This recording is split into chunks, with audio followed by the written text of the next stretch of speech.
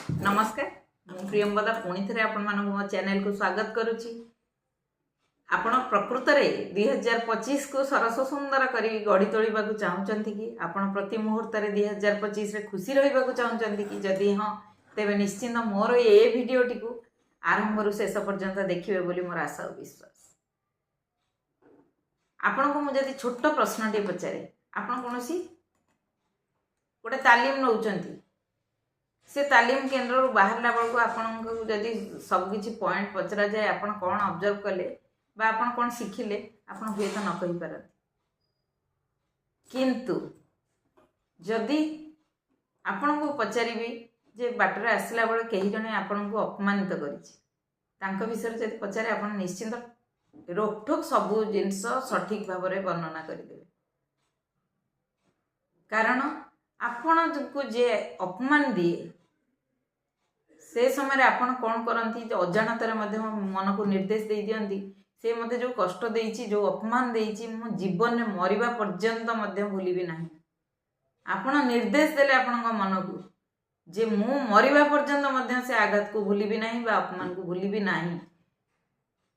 आपण मुंड मन कौन कला सांगे सांगे तक धरी रखी आपण को आंदोलित करने को आरंभ कला। आपणकर बहु आगामी दिन जो मूल्यवान समय आगामी दिन जो सुखद समय से सब को नष्ट करिवारे सहायक है। किंतु आपणकर गोटे भल मुहूर्त को मु पचारिबा को गला बेले बा भल मुहूर्त को मन रखिबा को जहाँकि आपणक जीवन में किसी प्रभाव पकई था आपण को किसी समृद्धिशाली करिवारे सहायक होता से जिनस को आप मन रखुना कि मन को नौ नाहंती। तेबे आपण जदि मन भीतर को भल जिनस दौना ताहले पाइबे कौठू। ता ऊपर गोटे छोट स्टोरी कहबी जोटा कि आमर कर्ण आपण जानिथिबे कर्ण महादानी कर्ण और बहुत ज्ञानी गुणी और योद्धा सबुथिरे से पारंगम थिले। कौरव सह रहीकि महाभारत युद्ध रे लड़ाई करथिले। कर्ण पचारुचंती कृष्ण को हे प्रभु मोर कौन दोष थिला मु जन्म हेली मोर जन्मर परिचय पाइलिनी बाप माँ परिचय पाइनी भाई मान समय परिचय न पाइबार सुखद समय कटई पार्लिनी एमिति कि परिचय लुचिगला मोर। तापर मुझे गुरु पाखक शिक्षा लाभ करने को गली से द्रोणाचार्य मत प्रत्याख्यान कले। तापर जिते द्रौपदी स्वयंवर उपस्थित हेली लांछित और अपमानित होकर पलि आसिली। कौन दोष थिला मोर प्रभु? कृष्ण खूब सुंदर भाव में हसिकी उत्तर दौरान कृष्ण कहते मु जन्म हेली अंधकार कारागार भितर बंदी कोठरी भितर जितेबाला मु जन्म नेली सांगे सांग राति मते मो बाप माँ अलग हवा पड़ा। मोर निजर मामू मते निधन करने सब प्रयास जारी रखिले। जाइकी जो गोपाल कूल में बढ़िली सेते बड़े मते गाई चरेवा को पड़ा।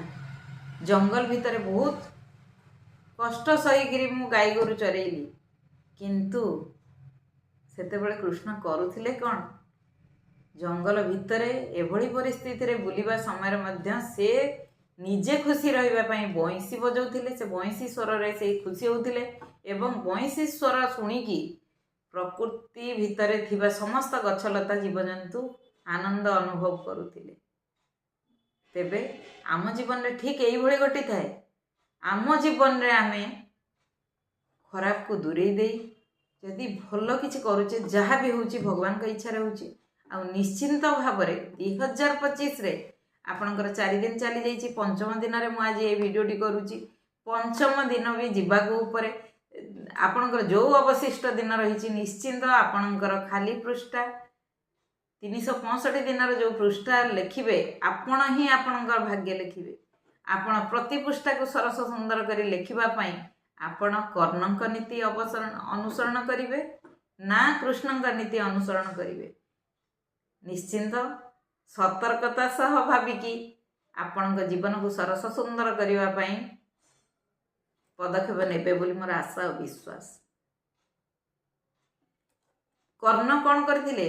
कर्ण कले तांकर प्रति मुहूर्तर जो जिनस कि आंदोलित कर जो खराब जिनस जीवन में प्रभाव पकेब से दुख को भाभी भाभी भाभी भाभी मन को मन भीतर को लेकिन आंदोलित हो जीवन शेष होता किंतु कृष्ण आंदोलित करने परिवर्ते निजे खुशी रही निजर खुशी को अन्य को देकी चतुर्पार्श्व को से प्रकृति जीवजंतु गछलता को खुशी रखी निश्चय एथिरो आपण माननकु एतिकी मोर अनुरोध रहिबो आपणक जीवन को सरस सुंदर 2025 को 2024 ठारू आहुरी उन्नततर करी गढ़ी तोलंतु आ केमती करिवे सेटा निश्चिंत आपण मानक हाथ रे आपण खुशी खुशी रे रुहंतु सुस्थ रुहंतु आ निज जीवन पाई किछि समय देकी सबु बळे चिंता सतर्कतार सह चिंता करंतु कोन आपणक मन को नेबे कोटा मनरु डिलीट करिवे बा बाहर करदेबे।